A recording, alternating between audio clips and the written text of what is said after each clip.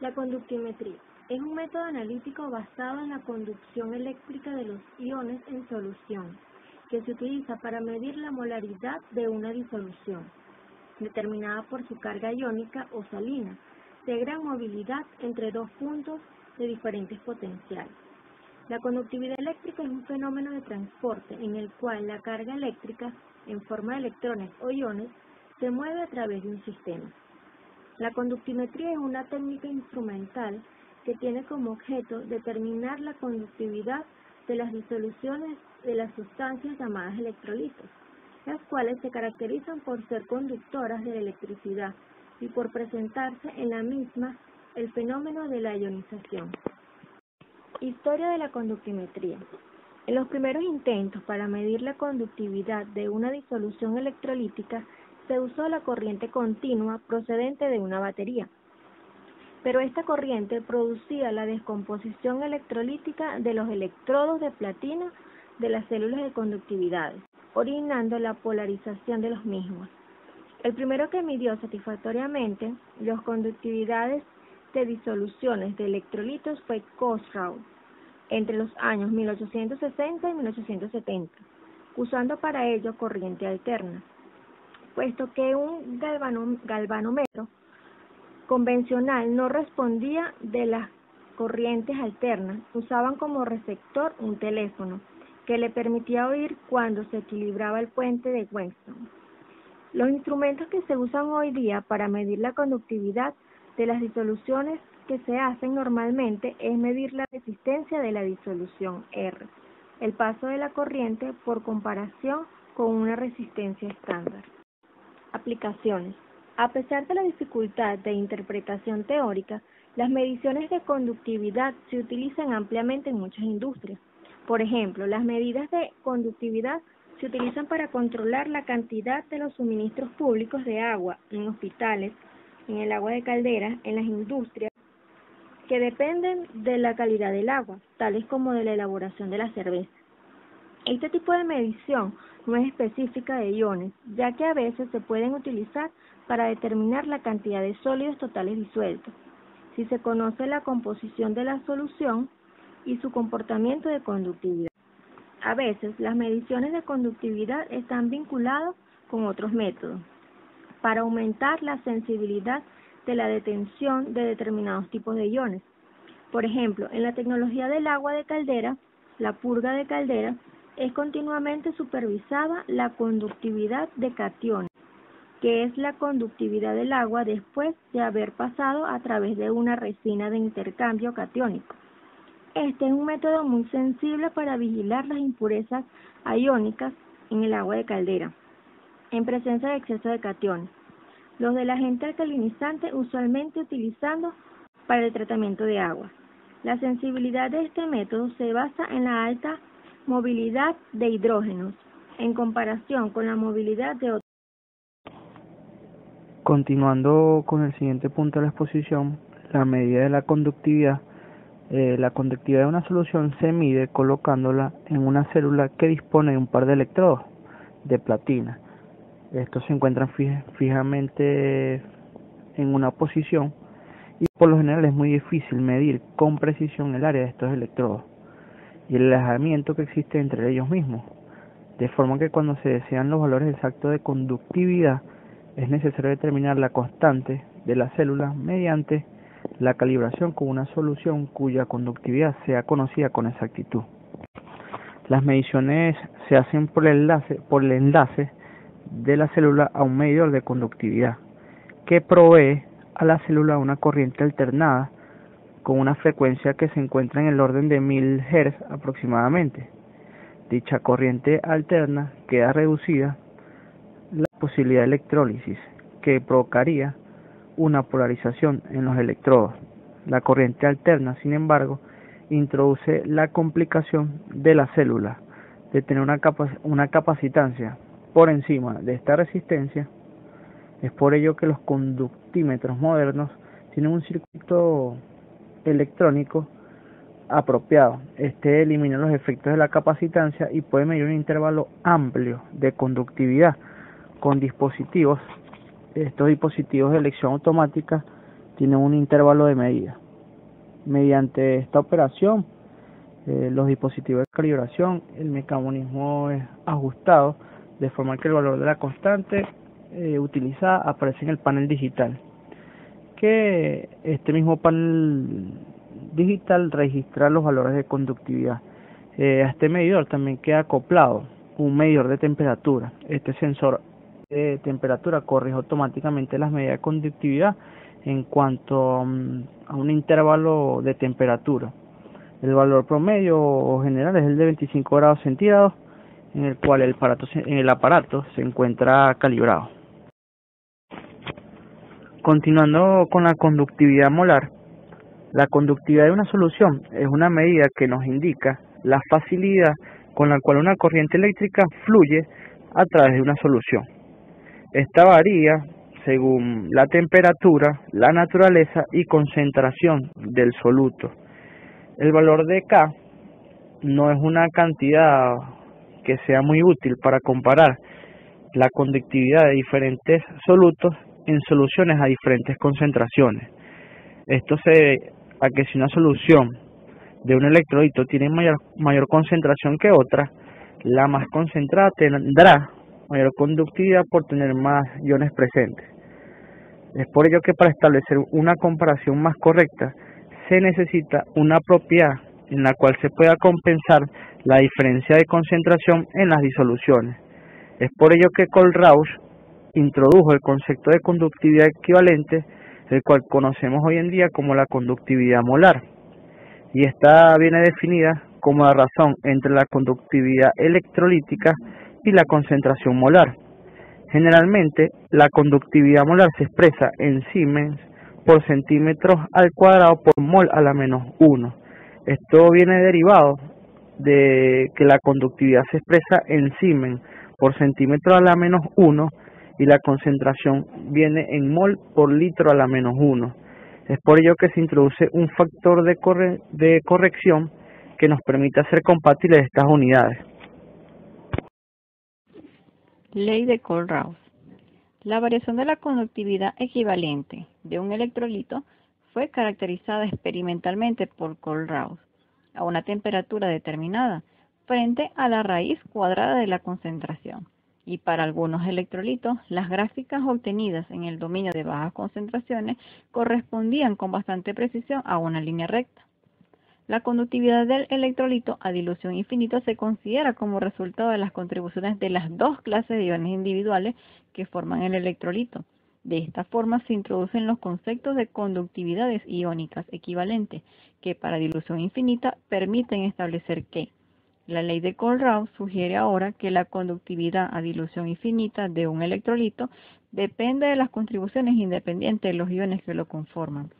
La independencia de estas contribuciones se pone de acuerdo a lo que es el manifiesto al comparar electrolitos que tienen algún ion común, pero la ley de Kohlrausch no suministra y así debe destacarse la forma de calcular las contribuciones individuales de los diferentes iones. Solo permite evaluar variaciones.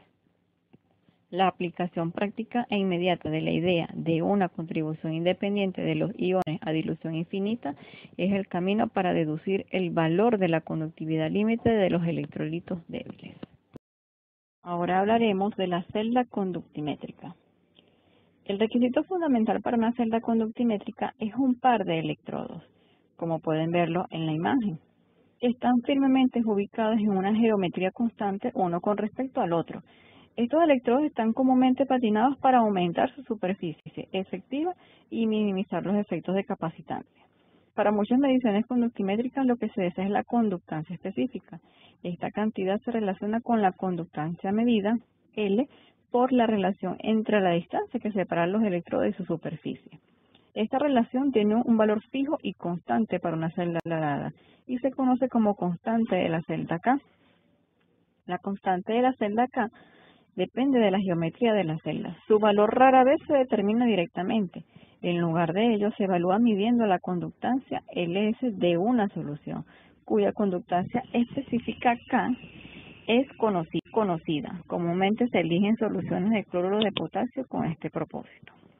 Una vez determinado el valor de esta constante, los datos de conductancia L obtenidos con las celdas se pueden convertir fácilmente en términos de conductancia específica K.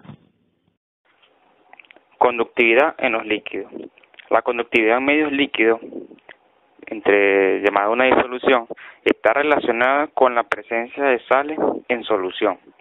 Esto quiere decir que la disociación genera iones positivos como negativos, capaces de atraer la energía eléctrica si se somete el líquido a un campo electrolítico. Estos conductores iónicos que se producen se denominan también electrolitos o conductores electrolíticos. Las determinaciones de conductividad reciben el nombre de determinaciones conductimétricas y tienen muchas aplicaciones, como podemos mencionar unos ejemplos de la conductividad métrica. Podemos mencionar en la electrólisis. En este proceso el consumo de energía eléctrica depende en gran medida de ella. En los estudios de laboratorio, para determinar el contenido de solución o de sales de varias soluciones durante la evaporación del agua. Un ejemplo es el agua de las calderas o en la producción de leche condensada. Se generan este tipo de sales.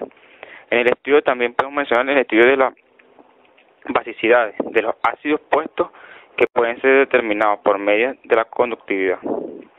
Podemos determinar también la solubilidad de electrolitos escasamente solubles y también para encontrar concentraciones de electrolíticos en soluciones por titulación. Un método práctico y usualmente importante es la titulación conductimétrica, que quiere decir esto, es decir, la determinación de la concentración de un electrolítico en solución por medición de su conductividad durante la titulación. Este método resulta específicamente valioso por las soluciones turbias o fuertemente coloreadas. Podemos mencionar que también la conductividad eléctrica se utiliza para determinar la solubilidad, que no es más que decir los contenidos de sales presentes en los suelos y sustratos de cultivo. ¿Por qué podemos determinar esto? Ya que mediante la disolución de esto en agua se mide la conductividad del medio líquido resultante. Es importante mencionar también en esta parte la referencia o está referenciada directamente con la temperatura. La conductividad eléctrica. Sabemos que la conductividad eléctrica es la capacidad de un cuerpo para conducir la corriente eléctrica, es decir, permite el paso a través de sus partículas cargadas, bien sean los electrones, los transportadores, la carga en disolución de electrolitos. La conductividad es la inversa de la receptividad. Por tanto, su unidad es el Siemens por metro, expresado en S sobre M. Usualmente la magnitud de la conductividad es la proporcionalidad entre el campo electrolítico y la densidad de la corriente de conductividad. Muchas gracias. Definición de receptividad en la técnica de conductometría.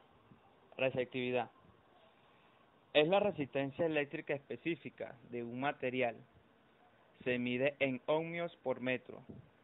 Su valor describe el comportamiento de un material frente al paso de corriente eléctrica. Un valor alto de receptividad nos indica que el material es mal conductor.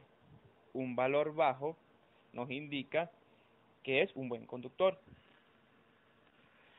En algunos casos, la receptividad de los metales aumentan con la temperatura y en los semiconductores disminuyen ante el aumento de temperatura. La receptividad es lo inverso a la conductividad. Es aplicada para estudios de receptividad de suelos y de soluciones acuosas. En las actividades de laboratorio de análisis instrumental podemos evidenciar que para la calibración de algunos equipos electrónicos se requiere el uso de agua destilada, ¿verdad? Es decir, donde estas aguas son ultras o aguas puras que están libres de iones, ¿verdad? Donde a menor concentración de electrolito, mayor será la resistencia. Esto nos indica que no es un buen conductor, lo que facilita para el estudio de los analitos, ¿verdad? Garantizar que no exista una interferencia en dicho análisis. ¿Qué es la resistencia? Es la oposición que cualquier material ofrece al paso de la corriente eléctrica. La unidad de resistencia en el sistema internacional es el ohmio. Es la propiedad de un material que nos indica hasta qué punto se resiste a que por él pase la electricidad. Un ejemplo es el cobre, que posee muy poca resistencia. Esto nos llega a la conclusión de que conduce mal la electricidad. Caso contrario, el vidrio, que posee una gran resistencia eléctrica. La resistencia de un material dependerá de su pureza, presión o temperatura. ¿Qué tan bueno puede ser o no un conductor eléctrico? Algunos metales en función de temperatura, tal como el caso del agua destilada, que es un aislante, ya que posee una resistencia muy alta. Conductancia eléctrica.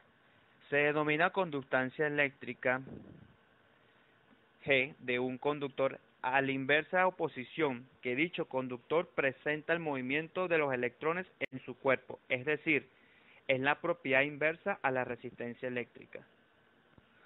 Su unidad internacional es el Siemens. Este parámetro es útil para el manejo de los valores de resistencias muy pequeños, como el caso de conductores eléctricos. La conductancia será la mayor o menor facilidad que presenta un cuerpo para ser recorrido por la corriente eléctrica.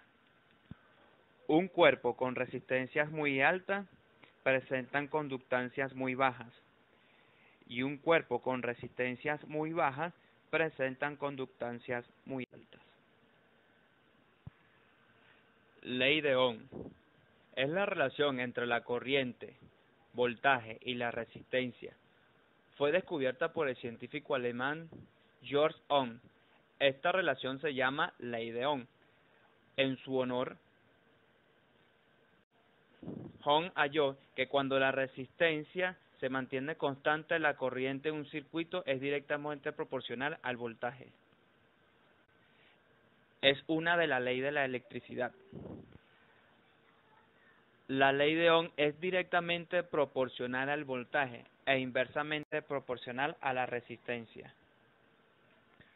Con esta ley se resuelven numerosos problemas eléctricos, no solo en la física y de la industria, sino también en la vida real, como son el consumo o las pérdidas de instalaciones eléctricas de las empresas y de los hogares.